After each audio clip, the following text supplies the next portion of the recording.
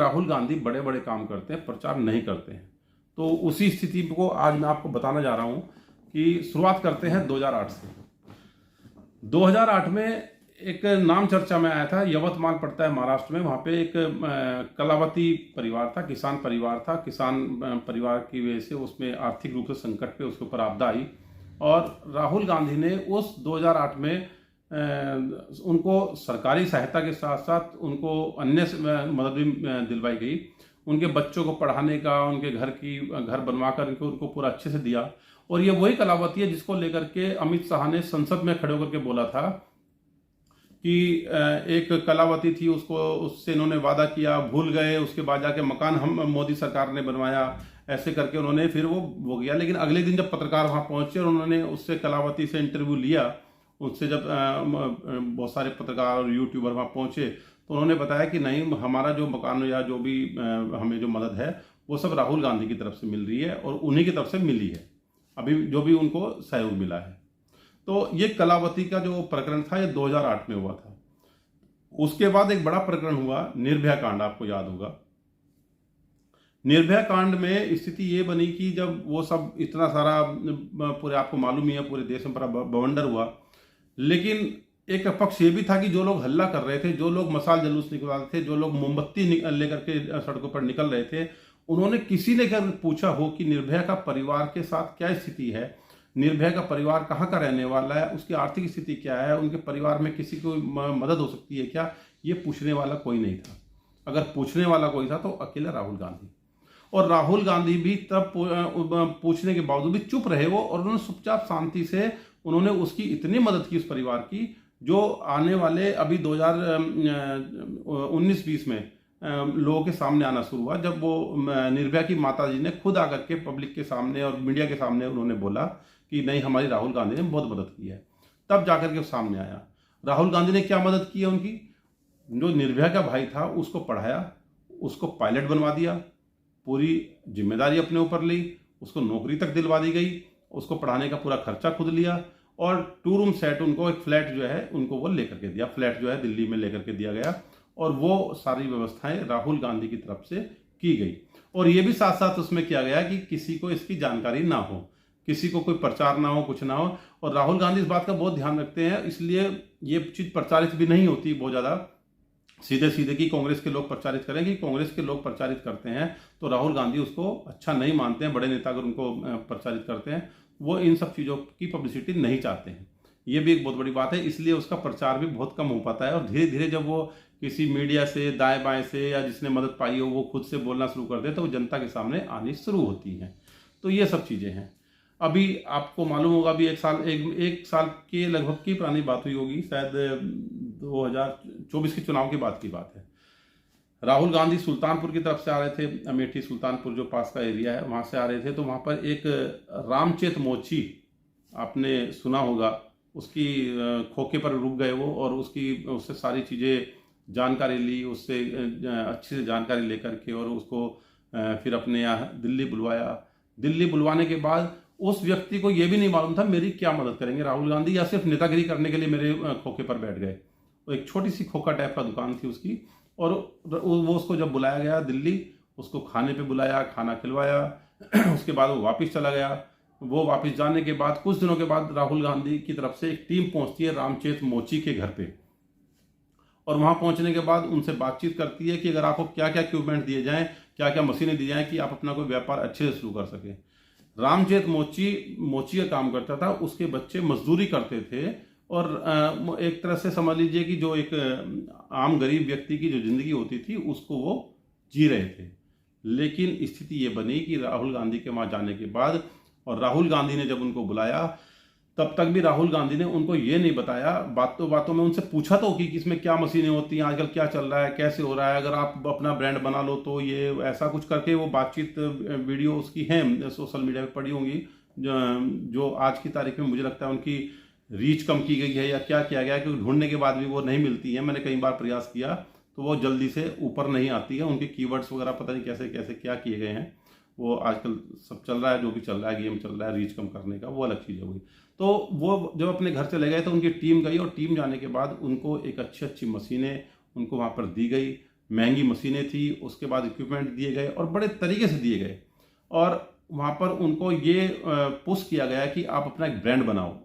तो एक रामचेत मोची के नाम से उस व्यक्ति ने, उस मोची ने एक ब्रांड बना करके, और आज की तारीख में वो अपना काम कर रहा है। उसको शुरू का मटेरियल, मशीनें और जो छोटी छोटी और चीज़ें, जो उनके औजार, वो सब जो मतलब जो थोड़े एडवांस थे, वो सब राहुल गांधी ने प्रोवाइड कराए। ये सब चीज़ें हुई और उसके बाद वो व्यक्ति एक जोड़ी जूते लेकर के वो राहुल गांधी से मिलने भी गया। राहुल गांधी मिले। अब ऐसा ही एक मसला हुआ था, जैसे अभी पिछले दिनों आपने उसके बाद देखा होगा कि राहुल गांधी ने एक इंटरव्यू देखा, उसमें आज़ादपुर में एक सब्जी वाला रो रहा था, परेशान था महंगाई को लेकर के, खर्चे को लेकर के और सब चीज़ों को, बहुत सी चीज़ों को लेकर के उसको किसी ने परेशान किया और उसके बाद वो अतिक्रमण वगैरह को लेकर के वो परेशान था, रोने लगा, उसको वीडियो वायरल हुआ। राहुल गांधी ने उस व्यक्ति को, रामेश्वर जो नाम का व्यक्ति था, उसको अपने यहाँ बुलाया, परिवार सहित बुलवाया, उसको परिवार सहित बुलवा करके उसको खाने पे बैठाया, सब कुछ खिलाया। और सुनने में ये आता है, क्योंकि उसका कोई प्रचार मैंने सुना नहीं है और किसी सुनने में, लेकिन ये आता है कि राहुल गांधी उसको, उनके आर्थिक मदद कुछ कर रहे हैं, ऐसा सुनने में आता है। लेकिन उसका कोई अभी वो हो सकता है, जैसे 7-8 साल तक निर्भया कांड का सामने नहीं आया, ये बात भी कभी फ्यूचर में सामने आए।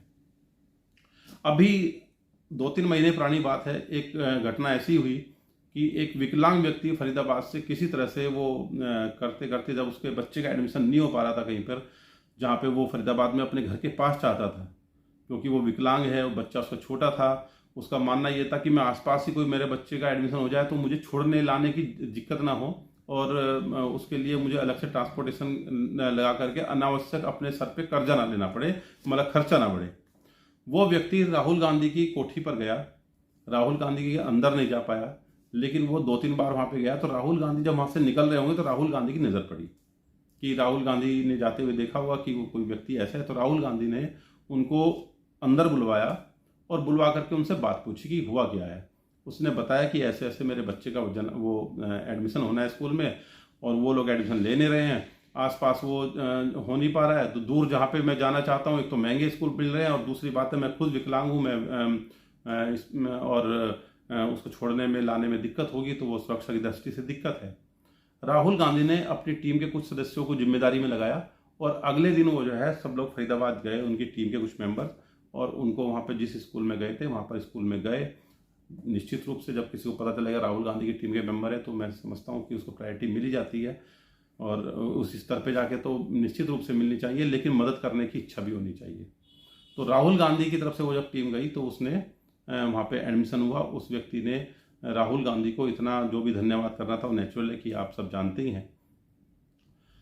उसके बाद अभी आपको मालूम ही होगा, लगभग 1.5 महीने पहले भी राहुल गांधी जब बिहार गए, तो राहुल गांधी में ने जो है दशरथ मांझी, जो माउंटेन मैन के नाम से जाने जाते हैं, जो जिनका पिक्चर भी बनी है माउंटेन मैन के नाम से, और उस दशरथ मांझी जिसने पूरा पहाड़ काट दिया, जिसने एक रास्ता बना दिया, जिसने लगभग 50-60 किलोमीटर का जो घूम के जाने वाला जो एरिया था वो सिर्फ 15 किलोमीटर का कर दिया।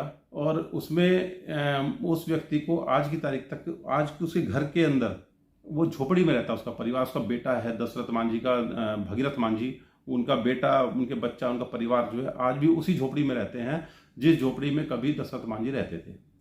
तो राहुल गांधी ने उस दशरथ मांझी के बेटे भगीरथ मांझी को गया, बुलाया, कार्यक्रम में बैठाया, मीटिंग में बैठाया, उसके बाद उनसे बातचीत की।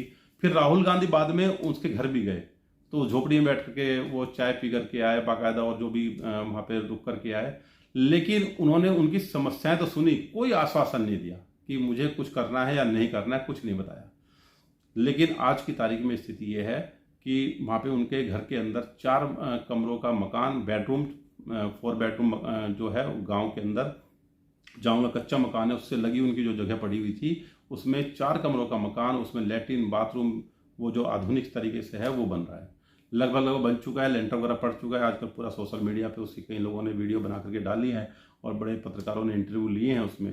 तो राहुल गांधी ने जाने के बाद चुपचाप किसी को बोला, जो भी जिसको आदेश दिया होगा वो मिस्त्री लेकर के पहुंच करके वहाँ पे जब वो रेत बजरी वगैरह पहुंच गए तो उनको मालूम पड़ा भैया क्यों लेकर के आए हो, किसने भेजा है, कि यहाँ पे क्यों डाल रहे हो। तब मालूम पड़ा कि ये आपका मकान बनना है, भगीरथ मांझी को बताया और उन्होंने कहा कि राहुल जी की तरफ से बनना है। तो उस व्यक्ति ने एक व्यक्ति का मैं कमेंट पढ़ रहा था एक वीडियो के नीचे कि उसने लिखा था कि देखो कितने साधारण लोग हैं कि उनको बेचारों को धन्यवाद देना भी नहीं आ रहा है। लेकिन उनकी जो पीड़ा थी वो ये थी कि हमारे इस घर के अंदर जीतन राम मांझी जो उनकी जाति के थे, उनकी बिरादरी के थे, वो जब आकर के बैठे उन्होंने कहा कि आपके पास तो 4-4 5 मकान हो गया है, एक मकान हमारा भी बनवा दो, जिसमें ईंटा का एक मकान हमारे बनवा दो। लेकिन उसी जीतन राम मांझी ने कहा कि अरे क्या करोगे, ये अच्छा लगता है जो झोपड़पट्टी बनी है, ये ठीक है, इसी में तुम रहो, ठीक है ना, इसी में ऐसे कि इसको ऐसे की ऐसी रखो, यादें रहेंगी दशरथ मांझी की।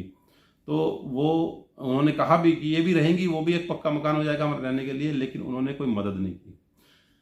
उन्होंने बताया कि नीतीश कुमार उनके घर के पास में ही रहकर जो उनका स्मारक बनाया हुआ है दशरथ मांझी का, उस स्मारक पे आते हैं, कार्यक्रम करते हैं, चले जाते हैं। अभी भी दोबारा से होना है, 15-20 लाख रुपए का टेंट लगेगा, व्यवस्थाएं होंगी, खर्चा होगा, और उसके बाद वो वापस चले जाएंगे। लेकिन कोई मदद करने का काम उन्होंने भी नहीं किया है।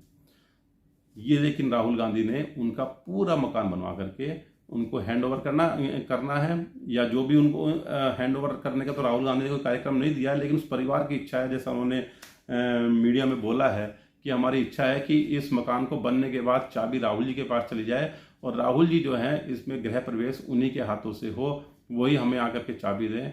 तो ये कितना प्यार जो उनको मिलेगा, तो निश्चित रूप से राहुल गांधी को याद करने वाली कहानी बनती है।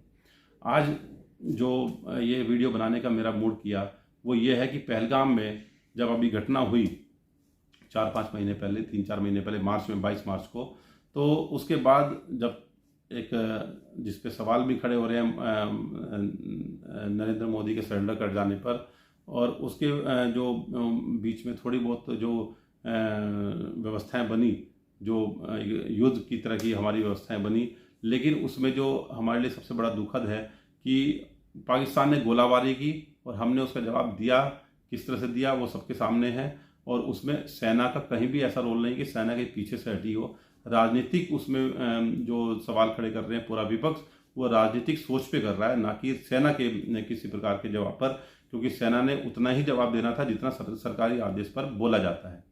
तो उतना ही निर्णय होता है, निर्णय लेने के लिए सरकार ही होती है, क्योंकि कूटनीतिक और सब चीज़ें वही तय करती है। तो पुंछ में जब वहाँ से हमला हुआ तो उसमें कई लोग मारे गए, सरकारी आंकड़ों के हिसाब से 7 लोग हैं, वैसे 14-15 लोग बताए जाते हैं। अब जो भी है आप मान लीजिए, लेकिन कुल मिलाकर के वो 22 बच्चे हैं जो अनाथ हुए हैं। तो उन 22 बच्चों को राहुल गांधी ने आज गोद लेने का निर्णय लिया। उसमें सिख परिवार से हैं, मुस्लिम परिवार से हैं, हिंदू परिवार से हैं, और उन 22 बच्चों को राहुल गांधी तब तक पढ़ाएंगे, तब तक उनको सहयोग करेंगे, तब तक उनकी मदद करेंगे, जब तक कि वो 22 बच्चे ग्रेजुएशन ना कर लें। तो ये सब स्थिति करने वाला कोई व्यक्ति होता है तो उसका बड़ा दिल वाला व्यक्ति होता है।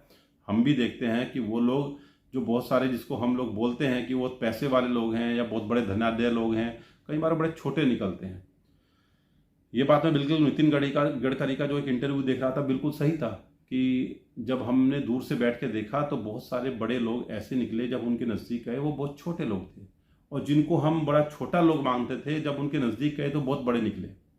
तो विचारों से, उनके कर्म से, उनके प्रयास से, उनके कामों से, उनके सहयोग करने की स्थिति से, उनके मनोभाव से जो चीज़ें हमें दिखती हैं, वो चीज़ें देखने का भी आप प्रयास कीजिए।